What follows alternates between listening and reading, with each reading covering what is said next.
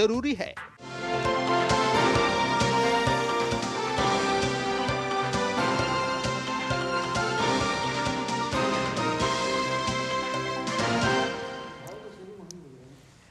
नमस्कार, मणिमंत्र के खास अंक में आप सभी दर्शकों का बहुत बहुत स्वागत है। मैं हूं आंचल गुलाटी कुंबर।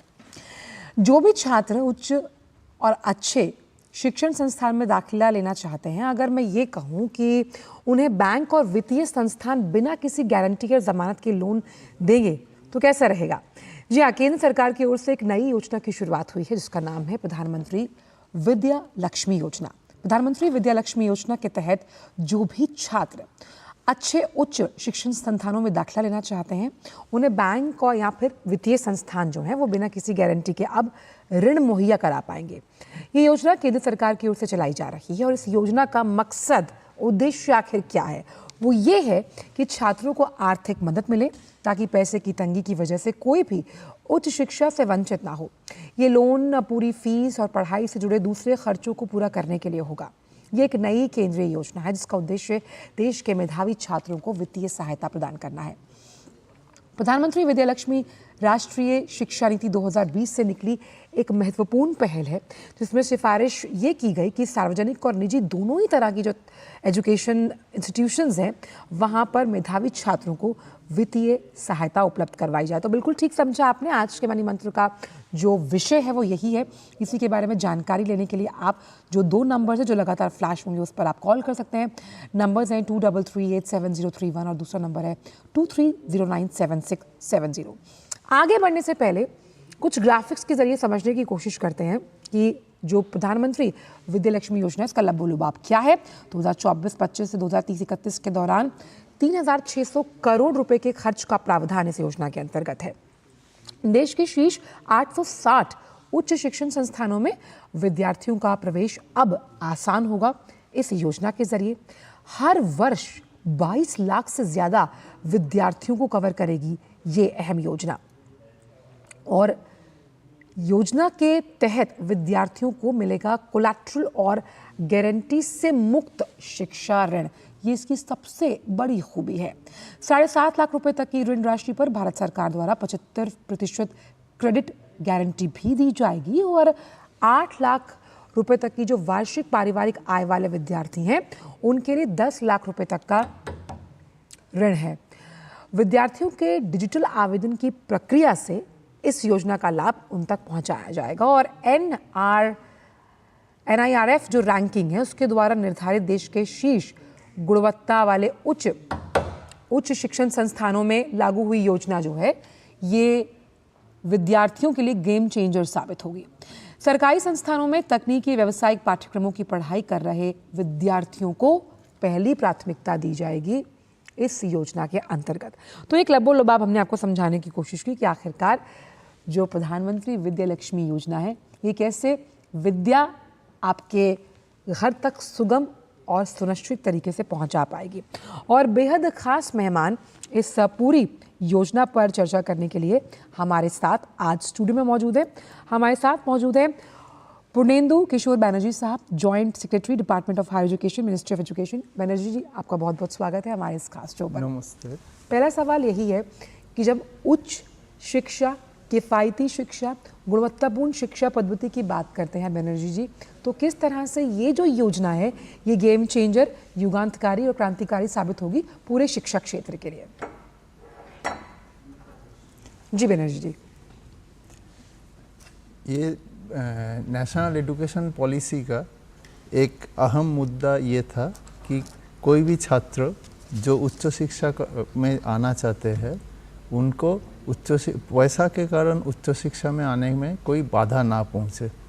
ये अहम और फिर अभी हम लोगों ने ये जो आपने अभी आंकड़ा में भी दिखाया है, उच्च शिक्षा के माध्यम में कोई अच्छा जितना भी इंस्टीट्यूशंस है उनका हम लोगों ने एक तालिका बनाया है एक ट्रांसपेरेंट मेथोडोलॉजी से। वो NIRF में टॉप 100 रैंकिंग में जितना भी इंस्टीट्यूशन है, फिर स्टेट गवर्नमेंट में इंस्टीट्यूशन जो NIRF टॉप 200 रैंकिंग में है और बाकी जो सेंट्रल गवर्नमेंट इंस्टीट्यूशन है, ये सब मिला के 860 इंस्टीट्यूशंस होते हैं और ये इंस्टीट्यूशंस में हम लोगों ने देखा कि करीब 22 लाख स्टूडेंट हर साल एडमिशन लेते हैं अभी लेटेस्ट। इन लोगों को ये अपना मेरिट पे अपना जो उनका अपना मेरिट के आधार पे उनको वहाँ पे एडमिशन मिल रहा है। उसके बाद अगर पैसा के लिए वो नहीं वो पढ़ाई कर पाए तो वो बहुत ही दुखदायक बात होगा। तो इसीलिए केंद्रीय सरकार के तरफ से ये पीएम विद्यालक्ष्मी योजना अभी लॉन्च किया गया है कि जो भी स्टूडेंट यहाँ पे उनको दाखिला मिल गया है वो बैंक में अप्रोच करेंगे, उनको कोई भी क्रेडिट कोलैटरल मतलब कोई दूसरा संपत्ति का गिरवी रखना इसका ज़रूरत नहीं पड़ेगा, कोई दूसरा गारंटर का ज़रूरत नहीं पड़ेगा, क्योंकि हम लोगों को सभी को ये उम्मीद है कि ये अच्छा स्टूडेंट है, ये अपना पढ़ाई ख़त्म करके उसके बाद अपने पैर पे जब अपना कमाई शुरू करेंगे उसी से ये ऋण वापस कर पाएंगे। तो इसीलिए पढ़ाई के टाइम में उनको चिंता मुक्त रखने के लिए उनको उनका परिवार को ये वाला शिक्षा ऋण का नया स्कीम इंट्रोड्यूस किया गया है। बनर्जी साहब, सबसे इम्पॉर्टेंट चीज़ ये है कि जिस कैपिटल इन्वेस्टमेंट की हम बात करते हैं ख़ास तौर पर हायर एजुकेशन के लिए, अगर वो पेरेंट्स के पास नहीं होती थी तो वो एक बहुत बड़ा हम मानते हैं ऑब्स्टेकल, एक रोड़ा था अच्छी शिक्षा पाने के लिए और फिर एक अच्छे करियर की शुरुआत के लिए। जिस तरह से अब कोलैटरल फ्री लोन दिया जाएगा, आपको लगता है कि ये कदम ख़ास तौर पर विद्यार्थियों के लिए तो है ही, लेकिन आगे आने वाले समय में ऐसे एंटरप्रेन्योर्स क्रिएट करने के लिए भी बहुत अहम साबित होगा? ज़रूर होगा, क्योंकि ये जो स्टूडेंट्स है वही हमारा देश का भविष्य है। जितना भी ये स्टूडेंट अच्छा इंस्टीट्यूट में पढ़ने के बाद अपना स्टार्टअप खोलना चाहेंगे, कोई अपना बिजनेस करना चाहेंगे, तो ये सब तो उनके लिए पूरा देश का तरक्की के काम में आएगा। तो ये निश्चिंत होकर पढ़ाई करके बहुत ही आगे बढ़े, ये हम लोगों के तरफ से सारा प्रचेष्टा जो है ये हमारा होना चाहिए। अच्छा, इसमें अगर हम आवेदन की बात करते हैं, किस तरह से अप्लाई करने का जो प्रोसेस है, अगर हम चाहें, क्योंकि इस मंच के माध्यम से बहुत से लोग ये शो देख रहे होंगे, तो इसके लिए जो पूरा एप्लीकेशन प्रोसेस है अगर वो हम समझ पाएँ तो। अभी स्टूडेंट्स जो भी विद्यालक्ष्मी पोर्टल है उसके थ्रू एजुकेशन लोन का एप्लीकेशन कर सकते हैं। एजुकेशन लोन का एप्लीकेशन वो पोर्टल के माध्यम से वो स्टूडेंट खुद ये चूज़ भी कर सकते हैं कि वो कौन सा बैंक में वो वाला एप्लीकेशन जाएगा। तो पोर्टल में स्टूडेंट को अपना लॉगिन आईडी क्रिएट करके बाकी वहाँ पे जो अभी जो एप्लीकेशन है उससे थ्रू अप्लाई करना पड़ेगा। साथ ही साथ हम लोग अभी वो एप्लीकेशन प्रोसेस को भी और भी सिंपल कर रहे हैं। जो करीब 2 पेज का एक एप्लीकेशन फॉर्मेट वो डेवलप किया जा रहा है बहुत ही तेज़ी से। वो इंडियन बैंक एसोसिएशन और बाकी बैंक्स के साथ डिपार्टमेंट ऑफ फाइनेंशियल सर्विस के साथ इकट्ठा बैठ के हम लोगों ने जॉइंटली ये डेवलप किया है। तो ये फॉर्म में स्टूडेंट्स अप्लाई करेंगे और उसके बाद उनमें से जितना स्टूडेंट को एनुअल इनकम 8 लाख रुपया से कम है, उसके बाद फिर हम लोग खुद ही उनको ये करेंगे कि आप अगर कोई दूसरा स्कॉलरशिप या ऐसा इंटरेस्ट सबवेंशन बेनिफिट आपने नहीं लिया है तो फिर आप ये इंटरेस्ट सबवेंशन के लिए भी अप्लाई कीजिए। बनर्जी साहब, खासतौर पे कौन कौन से वो कॉलेजेस हैं जो इस योजना के अंतर्गत आते हैं जहाँ के बच्चे इस योजना का लाभ ले सकते हैं? ये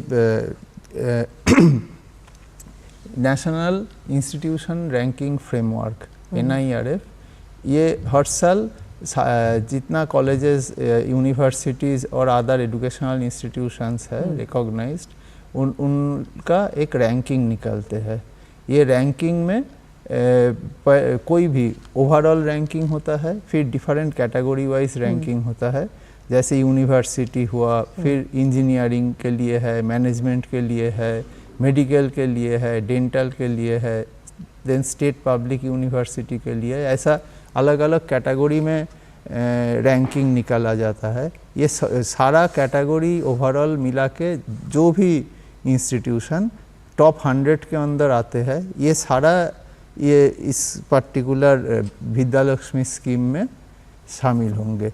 इसके अलावा जो राज्य सरकारी कॉलेजेस, यूनिवर्सिटीज़, इंस्टीट्यूशंस है, उनमें से भी जो यहाँ पे ओवरऑल में तो 100 तक हमने बताया, उसके ऊपर 200 तक जितना ऐसा स्टेट गवर्नमेंट इंस्टीट्यूशन है वो भी दाखिल होंगे जी। प्लस सेंट्रल गवर्नमेंट के अंडर में और भी जितना हायर एजुकेशन इंस्टीट्यूशन है वो भी इसके लिए एलिजिबल है। बिल्कुल। और कैसे ये योजना एक सेतु की तरह काम करती है, अभिभावक, शिक्षक और छात्र के बीच में, इस पर भी करेंगे चर्चा, और इसका बकाया किस तरह से अदा किया जाएगा उस पर भी करेंगे बात। लेकिन आप जुड़ रहिए मनी मंत्र के इस खास एपिसोड के साथ। आपके घर के खाने में रेस्टोरेंट जैसा स्वाद ले आए MDH का शाही पनीर मसाला। पनीर को क्या मस्त बना डाला। एक ऐसा तबका जो रिटायरमेंट के बारे में आज भी बिल्कुल नहीं सोचता, वो है औरतें। औरतें कमा के भी वनरेबल हैं। सो NPS एक इक्वालिटी ला रहा है, हम सब एक बराबर प्लेटफॉर्म पे हैं। अपने बेहतर कल को सुनिश्चित करने के लिए NPS जरूरी है। राजा आओ आओ आयो। ये देखो मैसेज, कहते हैं वीडियो लाइक करके 500 रुपया रोज कमाओ। बस पहले थोड़ा पैसा दे के ललचाएंगे, फिर बोलेंगे कि और कमाना है तो पैसा भरो। हम दिन भर चूना लगाते हैं और ये लोग हम ही को चूना लगाने चले हैं। पान वाला हूँ, मूर्ख नहीं हूँ। याद रहे, UPI कहता है कि अगर कोई आसान कमाई का लालच दे तो कहो मैं मूर्ख नहीं हूँ। MDH का किचन किंग किचन में हो तो हम सब कुछ बना सकते हैं। बैंगन का भरता, आलू गोभी, भिंडी मसाला और भी बहुत कुछ।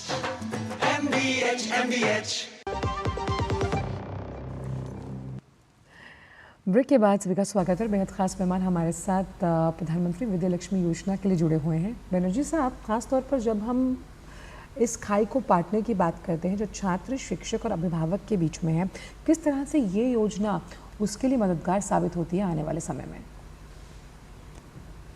मान लीजिए किसी परिवार जो उतना अमीर परिवार नहीं है, उनको अपना बच्चा को शायद वो बहुत अच्छा ट्यूशन नहीं दे पाए, लेकिन फिर भी वो बच्चा अच्छा है, वो अपना मेरिट के बेसिस पे इंस्टीट्यूशंस में, अच्छा इंस्टीट्यूशन में उसको एडमिशन मिल गया, तो उसके बाद उसको पूरा परिवार के पास ये दो तरह का चिंता होता है। मान लीजिए बच्चा किसी एक जगह का है, इंस्टीट्यूशन तो पूरा भारत में है, तो ऑल इंडिया बेसिस एग्ज़ाम होता है, उसमें उसको एडमिशन मिल गया, तो उसको वहाँ पे जाके पढ़ाई करना पड़ेगा। तो परिवार, गरीब परिवार ये सोच सकता है कि दूसरे जगह में बच्चा जाएगा, वहाँ पे रहना, खाना, सारा सब खर्चा ज़्यादा होगा, उससे बेहतर है कि आसपास का किसी जगह में ही बच्चा पढ़ जाए। तो ये इसमें वो बच्चा का बहुत अच्छा, जो सबसे अच्छा इंस्टीट्यूट है, वहाँ पढ़ने का मौका नहीं भी मिल सकता था।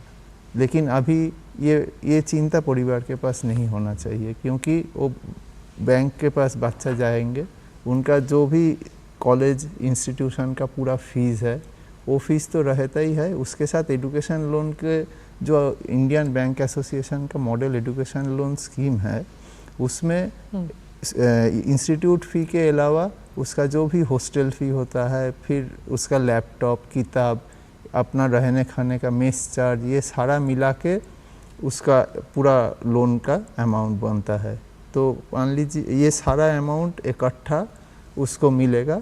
इंस्टीट्यूट वाला जो हिस्सा है, वो जब इंस्टीट्यूट अपना पैसा मांगते हैं, वो इंस्टीट्यूट के पास वो वाला लोन अमाउंट जाता है। बाकी जो बच्चा का ज़रूरत है, वो वाला अमाउंट बच्चा के पास आता है। तो जब जैसा ज़रूरत है उस हिसाब से बच्चा को पैसा बैंक से ही मिलता रहेगा। तो परिवार से पैसा लेने का या परिवार को बच्चा के पास पैसा पहुंचाने का जो पहले का सिलसिला था, वो सिलसिला ज़रूरत नहीं होगा। तो इसीलिए कोई भी जब बच्चा को कहीं पे भी अगर एडमिशन मिले तो उसको वहाँ पे भेज के और भी अच्छा एक चीज़ करना है चाहिए। बनर्जी साहब कि बहुत सारे बच्चे हाई एजुकेशन के लिए दूसरे देश भी जाया करते थे, क्या ये जो सहायता अब उपलब्ध करवाई जा रही है उससे इस प्रक्रिया में भी कमी आएगी? लोग ज़्यादा से ज़्यादा उच्च शिक्षा और गुणवत्ता वाली शिक्षा हासिल करने के लिए भारत को ही चुनेंगे? पीएम विद्यालक्ष्मी योजना जो है ये भारत की इंस्टीट्यूट में, भारत का अपना अच्छा इंस्टीट्यूट में देश के अंदर पढ़ाई करने का प्रोत्साहित करने के लिए ही बनाया गया है। तो इसीलिए बाहर जाने से अच्छा तो है अपना घर का इंस्टीट्यूट में अच्छी तरह पढ़ाई करके देश का तरक्की में शामिल होना। बैनर्जी साहब, क्योंकि यहाँ पर जो टेक्निकल इंस्टीट्यूशंस हैं उनको लेकर भी ये योजना के अंतर्गत आप लोन ले सकते हैं, और ख़ास तौर पर जिस रिसर्च एंड डेवलपमेंट को आगे बढ़ाने की हम बात करते हैं तो कहीं ना कहीं एक पंथ दो काज, यानी हम यहाँ से अच्छे विद्यार्थियों को तो इस कॉम्पिटिटिव वर्ल्ड में उतार ही रहे हैं, वहीं टेक्निकल एजुकेशन के साथ साथ हम टेक्नोक्रेट्स भी खड़े करते हैं। ज़रूर, क्योंकि जितना भी मान लीजिए IITs है, NITs है, IIIT है, और प्राइवेट में भी बहुत NIRF टॉप 100 में इंस्टीट्यूशंस है। ये अच्छा टेक्नोलॉजिकल इंस्टीट्यूशन होगा। मेडिकल में भी जितना अच्छा इंस्टीट्यूशंस है ये सारा ये स्कीम के अंदर इंक्लूडेड है। तो इसलिए यहाँ पे किसी भी स्टूडेंट को जब एडमिशन मिलेगा तो फिर उसके बाद उसका पढ़ाई यहाँ पे होने से सभी के लिए, पूरा देश के लिए वो अच्छा है। बैनर्जी साहब, जो न्यू एजुकेशन पॉलिसी है उसकी कई शाखाएं हैं, और जो प्रधानमंत्री विद्यालक्ष्मी योजना है ये भी उसी का ही हिस्सा है। न्यू एजुकेशनल पॉलिसी पूरे शिक्षक क्षेत्र के लिए कितनी ज़्यादा हम मान सकते हैं बूस्टर डोज साबित हुई, या फिर हम यूँ कहें कि आमूलचूल परिवर्तन किया गया शिक्षक क्षेत्र में इस न्यू एजुकेशन पॉलिसी के ज़रिए?